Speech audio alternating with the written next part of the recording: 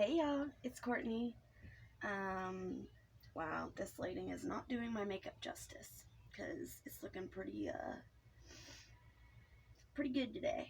And y'all, if you see me like blinking a lot, and my nose running and everything else, I have something huge in my eyeball and I can't get it out. So it just keeps like rolling back and forth under my top lid. I have tried to stick a Q-tip in my eyeball. I've stuck my fingernail in my eyeball. Like, I can literally sit here and poke myself in the eye like this, and it does not bother me. But whatever it is will not come out. I can't, like, get the exact... Maybe it's down here. I don't know. I'm not going to keep messing with my eye on camera because I know that probably makes some people sick. Or give them the willies or whatever. Because most people don't poke themselves in the eyeball repetitively. But I'm about to, because whatever it is driving me insane. Hold on, y'all. I don't know, y'all. I tried to get it out. I don't know if I did. I got some TMI right now. For anybody that has a weak stomach, do not listen to this. Skip probably about 30 seconds. But you ladies that wear makeup out there, do you ever get like this string? Well, I get it all the time, but whenever I wear eyeliner, like especially my waterline, I notice it more because it's black. The eyeliner obviously turns it black. But I get like a string that goes all the way around my eyeball. And like if I in the shower a lot of time, like I'll wipe my eyes like that whenever I'm getting my makeup off, and like I'll feel it and I'll pull it and it'll come all the way out from around my eyeball, and it's like a string. It is so fucking disgusting, and I'm sorry if that makes anybody sick to their stomach, but I don't know if that happens to everybody or what, but it happens to me. Maybe I am some sort of reptilian with my RH negativeness. I don't know. I'm a cute reptile though, right? Okay, I'm sorry. So anyways, guys, I haven't filmed in about 4 or 5 days. I just haven't felt like it. And I need to get out of that because that's bad for me. I know that whenever I start not feeling like it, that's not a good sign. And I need to get my ass out of that and not do that. Even whenever I don't feel like it, sometimes I will film a video and not even upload it because I don't really like the video or whatever. But I just do it because I need to do it to keep myself up and motivated, because if I just let myself not feel like this, not feel like that, not feel like this, I won't do anything. I will literally just lay on the couch all day long and only do what I have to for my kids and my husband, and when I have to go to the bathroom, and that's it. Because I won't eat, I won't nothing. I will literally just lay on the couch, and the only time that I will get up is when the kids need something. And I used to let myself do that for days, sometimes weeks, and can't do it. Can't do that anymore. I don't want to be like that. I don't want to be that person. It's not fun. I don't want to be that person. You know, a lot of people like criticize people with depression for their laziness or this or that, or their symptoms of depression. Can you go out there, baby, please? Thank you. Oh, okay. Every time, I swear. She has to either fart or burp or say I'm pooping or something in my vlogs. So anyways, but people judge us because of symptoms that we can't help, first off.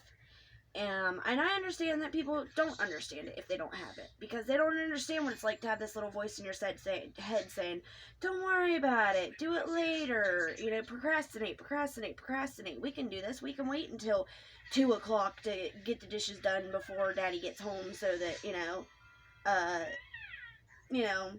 the dishes are done like you said they would be, or you know what I mean, or you can call the doctor's office tomorrow, you don't have to go until such and such date, or you're not out of your medicine until this time, so you don't have to go to the doctor till the day before that, and just all sorts of stuff like that. Oh, and here's my shirt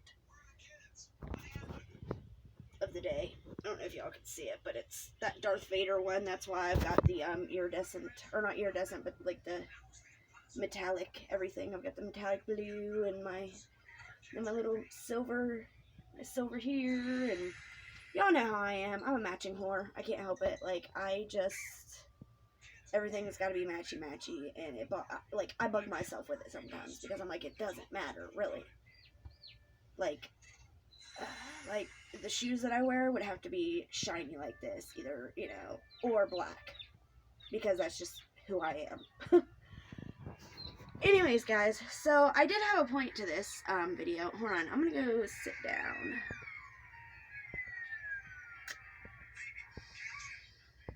Not filming you. I just had to catch myself in the light right here. Oh. Ooh. She's mad because she's trying to go to the bathroom. Use the big girl potty. I don't know why she has to use that one anyways. So anyways, guys, what was I saying? Oh, so there was a point to this vlog. Sorry, I'm itching my arms. It's making the camera shake. I should put, yes, remote's right here. Good. My eyes don't know what to do today. They look really dark because, I've got the blue. No! I've got the blue lipstick, which usually makes them turn blue. But then I've got the purple eyeshadow, which makes them go, like, green. So they're, like, a really dark green right now. I don't think they know exactly what to do. So beautiful blue. So beautiful blue. You're beautiful blue. You've got beautiful blue eyes. Just like Daddy. Mommy had blue eyes when she was little, too. Let me have that. Please let me have that. That's not for you. What is it? It's a gummy, but it's not for kids.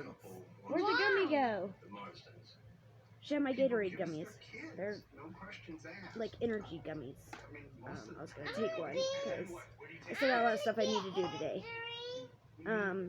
She wants to get energy, baby. She says injury instead of energy, or something similar to injury. So, anyways, guys, I keep trying to say this and I just can't get it out. What, honey? No, I'm sitting right here.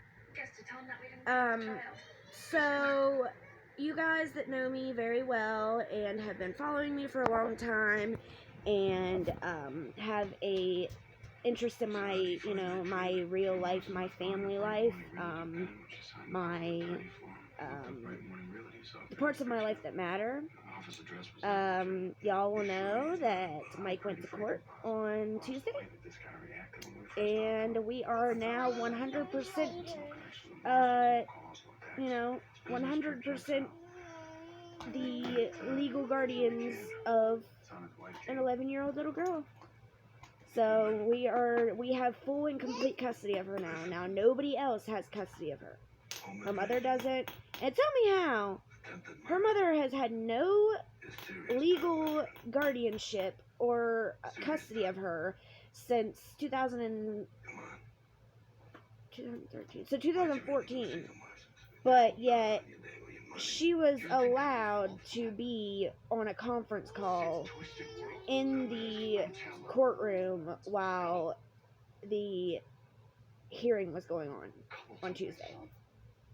Like, why was she able to even be in there? Like, stop that, or I'll whoop your butt. She knows I'm not gonna whoop her butt, but I threaten. So, anyways, get down, please. Alright, I'm pausing this. Here I come. Get down.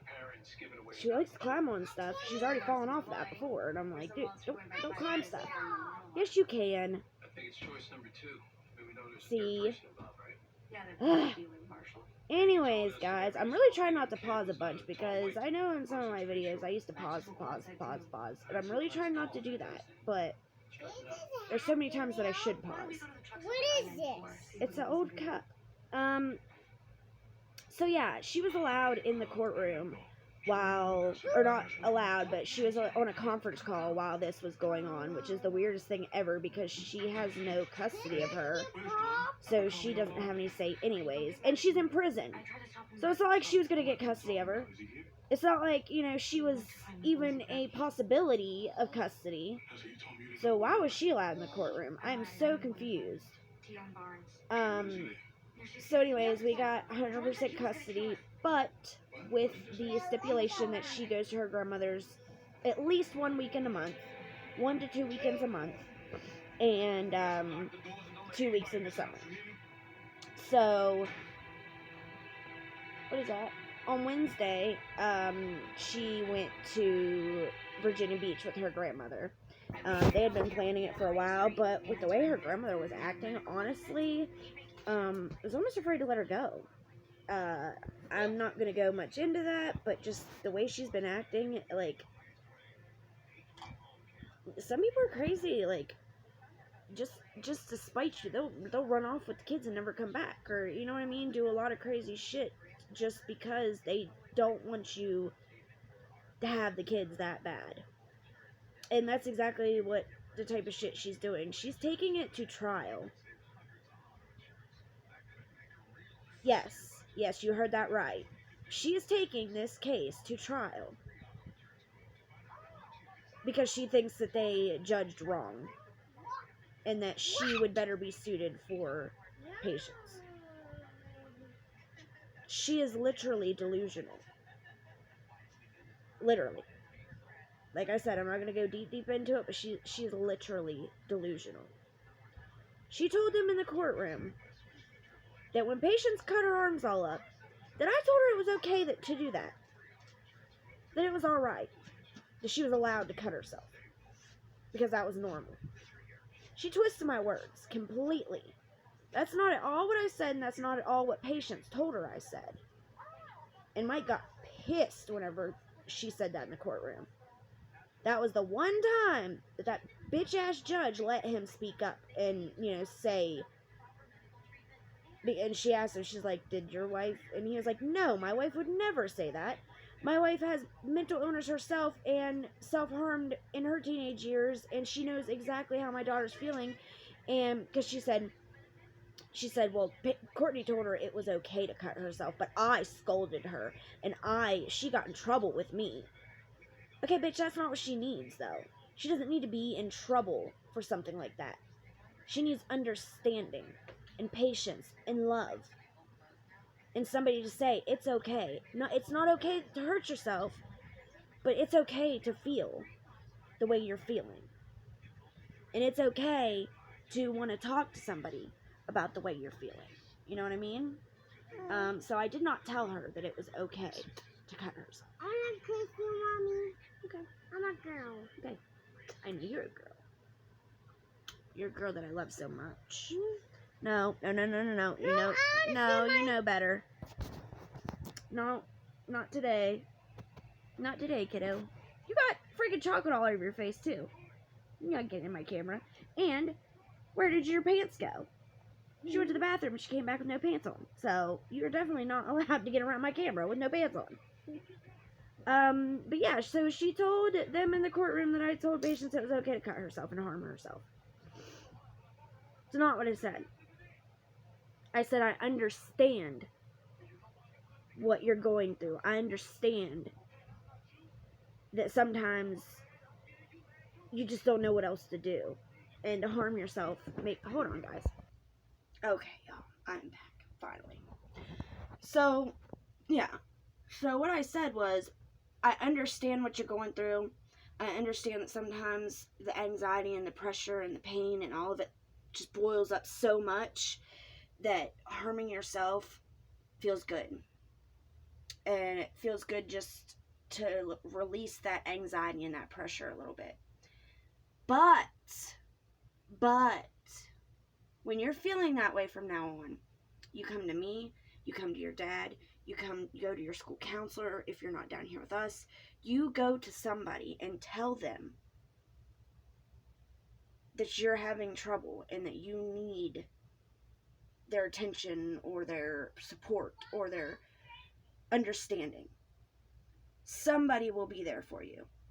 Even if not your grandma, call a neighbor. If you're at your grandma's house, walk to a neighbor's house, whatever, because the grandma doesn't give a shit.